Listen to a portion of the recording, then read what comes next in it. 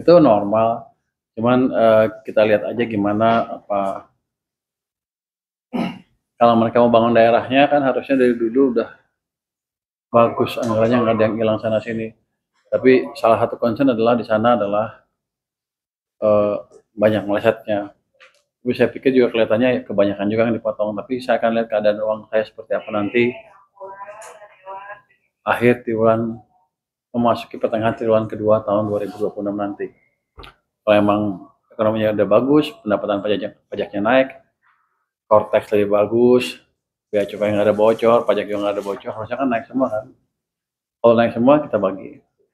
Tapi saya tidak dalam posisi sekarang membayarkan sustainabilitas kebijakan fiskal. Bukan nyuntik dana, saya taruh uang saya di situ. Kan beda. Kayak himbar kemarin ya. Selain dua bank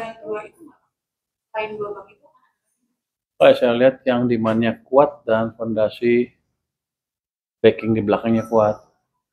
Ini kan kalau Bank Jakarta, DKI kuatkan anggarannya banyak. Jawa Timur juga sama, kuat anggarannya cukup. Jadi kalau dikasih beberapa triliun aja saya nggak bahaya. Berarti belum tentu semua daerah tuh dapat suntikan dana itu. Bukan suntikan. Oh iya. Penempatan juga saya naruh uang di situ aja. Dari BI dong Pak? Ya, kampusnya saya di BI 270 lebih sekarang. Bagian saya pindah ini kan nganggur kan. Sayang. Nggak mengganggu. Apa? Coba Anda jelasin ganggunya di mana. Saya ingin ngerti isi kepala Anda. BI juga butuh untuk dalam stabilitas rupiah. Kan dia bisa serap pakai alat lain. Kalau dia isu apa SRB kan uangnya masuk situ. Sama aja kan. Tapi saya nggak mau yang ganggu saya. Kalau saya lihat, Mas udah puas? Belum? Lanjut Pak. Apa lagi? Lanjut. Udah puas belum? Jadi nggak akan ganggu bank sentral, itu beda.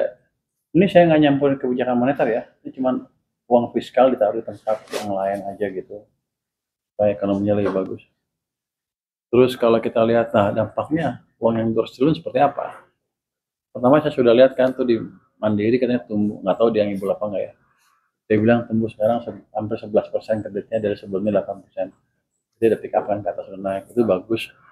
Dan saya baru lihat tadi kemarin data pertumbuhan base money yang saya incar-incar itu udah sekitar 13% dari sekitar 0. Jadi harusnya itu indikasi bahwa uang sudah masuk ke sistem. Tinggal tunggu waktu aja, kredit sudah tumbuh kan kelihatannya, dan tinggal tunggu waktu ya ekonomi secara keseluruhan akan tumbuh. Saya akan monitor terus ke depan gimana M0-nya itu tumbuh, base money-nya itu tumbuh. Jadi saya bukan itu kebijakan fiskal moneter ya, itu kebijakan fiskal, cuman kebetulan saya monitor aja di situ gimana sih dampaknya. Kan boleh aja Pak.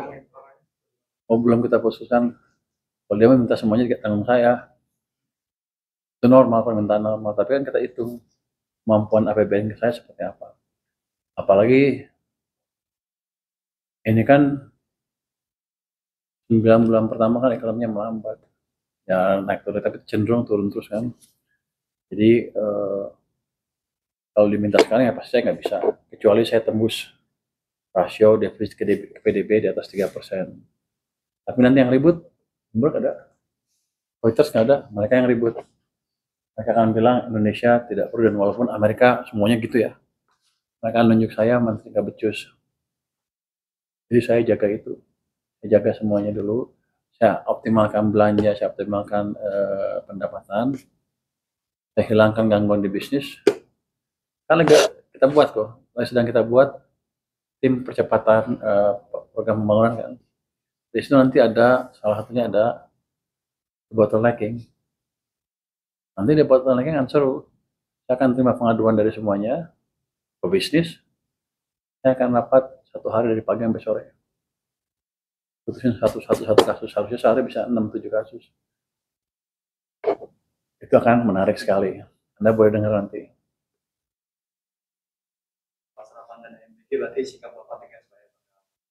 Tuh, bukan tegas, orang yang nggak dipakai, uang yang nggak dipakai kita ambil, enak aja. Terus ngapain duitnya di situ? Bukan tegas nggak tegas. Saya diam misalnya nggak diserap ya, di situ nongkrong. Kalau dia serap kan habis. Kalau nggak serap ya dia mau tegas nggak tegas, pokoknya nggak pakai di situ. saya ambil satu tempat lain. Jadi tergantung mereka. Semuanya juga begitu, kalau nggak dipakai uangnya memang biar nongkrong di kementerian, tarik, saya taruh di program-program yang lebih siap dan lebih cepat jalankannya. Caranya program apa itu Pak? Alihannya. Jangan dulu lah, nanti adu sama yang lain. MBG jadi, wah Purbaya berani menegur MBG. Bukan negur, kita mau dukung lebih cepat. Nanti kalau nggak bisa uangnya nggak saya ambil, kan fair. Karena kan banyak di situ uang yang cukup.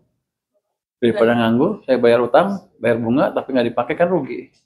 Ini gini, ini semuanya tergantung pada kepala daerahnya lagi nanti ke depannya. Saya kan pemerintahan baru, image mereka kan kurang bagus kan di mata pemimpin-pemimpin di atas kelihatannya. Jadi kalau mereka bisa perbaiki image itu ya nggak ada keberatan, bukan desentralisasi jalan lagi, bukan sentralisasi lagi. Cuman sekarang sebenarnya dari uang nggak berkurang, 1.300 triliun dilempar ke daerah.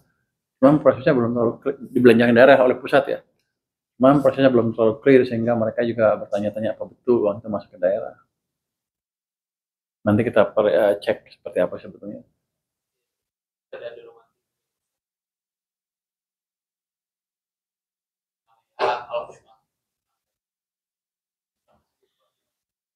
Terus saya nggak monitor akhir tahun seperti apa. Sampai akhir tahun seperti apa penyampaian anggarannya. Jadi kalau banyak sisa juga ya udah nggak usah tambah. Tapi kalau emang bagus dan emang pembangunannya bagus tepat waktu dan nggak ada temuan-temuan ya patut dipertimbangkan harusnya sih. Karena kan mereka protes. Ini kan desentralisasi hasil dari reformasi. Kenapa hilang lagi? Kenapa mau jadi sentralisasi? Saya nggak tahu pandangan politik seperti apa. Saya kan cuma Menteri Keuangan, juru bayar kata Rocky Gerung. Kalau gini saya berselindung, saya cuma juru bayar, nggak ngerti. Tapi pada dasarnya tergantung mereka sendiri mau seperti apa ke depan. Kalau mereka bagus, mereka bisa meyakinkan pimpinan kan. Saya juga punya senjata tambahan untuk menjelaskan bahwa harusnya seperti ini lagi.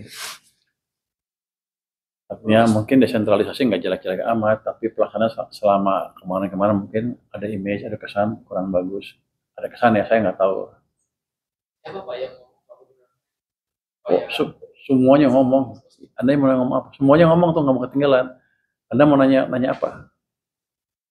Ada beberapa yang bilang ini mengganggu stabilitas daerah dan mengganggu NKRI segala macam.